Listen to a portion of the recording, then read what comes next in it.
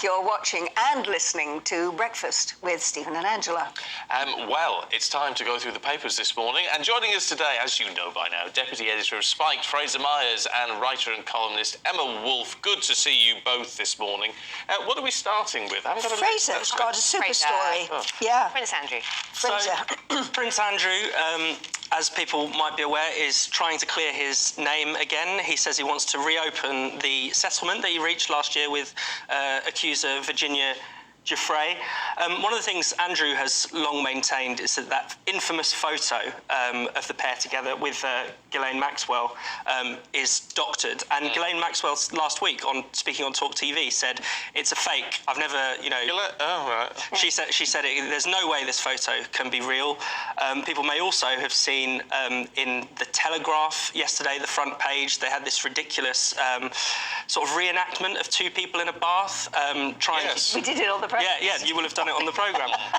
But the Mail, which actually bought the photo off Giuffre 10 years ago, I think, for around 120 grand, is saying they have the definitive proof that it's real. They can show, that it was developed 3 days after this encounter was said to have taken place. So that's kind of kiboshed one of Andrew's kind of last lines of defence. And it's interesting because, obviously none of us know what happened. None of us can say. Only Virginia Giuffre and Prince Andrew know what went on between them. But every time Prince Andrew has tried to clear his name, he's made himself look more ridiculous. Because if you remember that Newsnight interview, that was supposed to be his opportunity to put his case to the public, and he became a national laughingstock. And, the Pizza Express in Woking, his inability to sweat, will be remembered for decades to come and ridiculed. What's funny is that Andrew thought that interview was a great success. Yeah, he told the Queen he thought he'd done brilliantly and that was going to draw a whole line under the affair. I think we're seeing a similar thing play out now, where his latest campaign to clear his name is going to make him look even more ridiculous. What's the saying? Can of worms, don't take the lid off. Yes, yeah. Let it fade, let it go. Why is he reopening this? He's being very badly advised, and he has horrendous judgment. Best part of 10 million quid is why he's reopening it, isn't he? He wants to be back.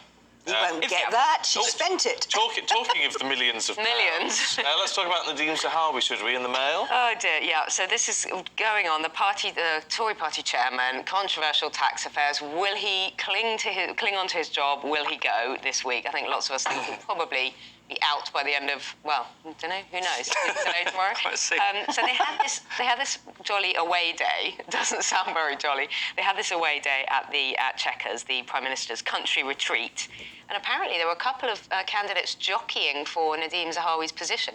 I'm not sure how you audition. They were all auditioning, apparently, for his position as party chairman. Is that a hot job now, party chairman? No, it's not, actually. It's not really a top job. Deputy chairs come and go left, right and centre. Yeah, they do. So Penny Mordaunt, Grant Shapps and Andrew Mitchell were all sort of, jockeying for position, burnishing their credentials, all of that stuff, before Nadhim Zahawi is even out of the door.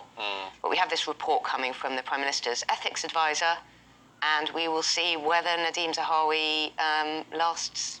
Oh, come on, we know he's not going to. We know he's going to go. I don't know why he dragged on. Exactly. Why didn't they just, get rid of him right at the beginning? It's become too much of a distraction. It's always a way. The thing is, in politics, we've seen this happen. I don't know how many times I've seen this happen. 20, 30 times over the decades, where, both parties. Well, yeah, and someone's coming to the end of the line and they've just got to go. And they're clinging on, I guess. But I think it's interesting because I think Sunak has taken a defensible position. Let's investigate. That seems perfectly reasonable. And I'm sure it looks pretty bad for Nadhim seeing the kind of stuff that's coming out about him. But that's a defensible position to take. But he has no authority to stand by that decision. He has no authority in the parliamentary party to say this is what I'm doing. Get in line, let's wait and see. Instead, everyone, as you say, is jockeying for Nadhim's position. He hasn't got control of his party. He hasn't got control of the When you're talking about I'm saying Sunak. I think, and that's the issue. Why has this scandal been able to blow up? Another reason is because the government doesn't really have. The government is not filling the front pages with interesting plans and initiatives for how it's going to shape the country. This is a government that's gone slightly adrift, and that's when these scandals kind of take on an outsized importance. On to more important matters, Fraser. Oh, yes. When you go down the boozer, Yes. Are you the sort of man, do you order a pint of bitter, or are you a Tia Maria and Coke? I'm a lager man. Oh, lager, okay. But, you know, I do stray from that. I'm not just going to stick to lager. I do like a nice glass of wine, do like my spirits too. But the reason this has come up is it could be Generation Z is turning against the pint. Yeah, I don't think he was planning to take you out for a pint. No, definitely not, unless you're not. paying. No. Straight after this, 9 a.m. Oh. Apparently, up to a quarter of people under 30 have never had a pint. What? Can you believe that? So this is this speaks to a kind of broader social change of younger people drinking less, smoking less, having less sex, probably having less fun, spending probably, I think, too much time in their bedrooms. It seems like rather than being, you know, they're not an unruly generation, they're becoming a quite... We shouldn't this, aren't criticise people for not drinking as much or not smoking, should we? Or even not doing Well, anything else? I think there's a sort of there's a kind of correlation with younger people saying they have, you know, fewer friends and fewer relationships. I'm not saying you need to drink to be able to do those things, but I think you know, there's a broader, I think, quite sad trend of younger people becoming lonelier and more isolated. Something lovely about a pint, Yes.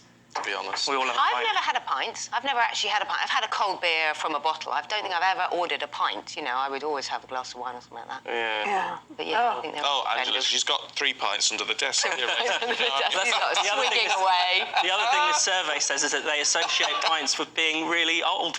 I Yeah. did admit as a junior reporter to drinking a pint of Guinness down the local pub when we put the paper to bed and we would go down and play darts with the locals.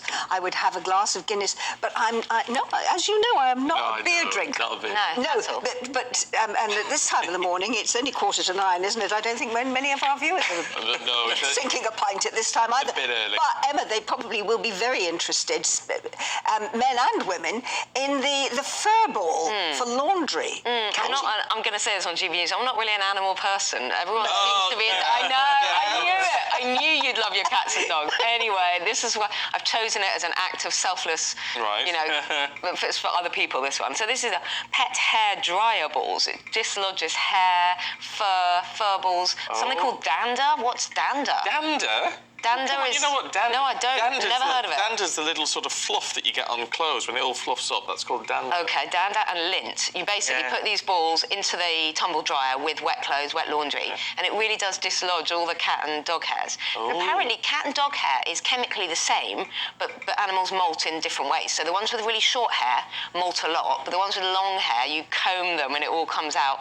I don't know. I hate the idea of little hairs in your bed, in your food, all over the rug, all over your clothes. So this is the solution. People put up a lot with their animals, They don't do. they? Things that they wouldn't What tolerate do from these their things children. that I could do with buying some of these?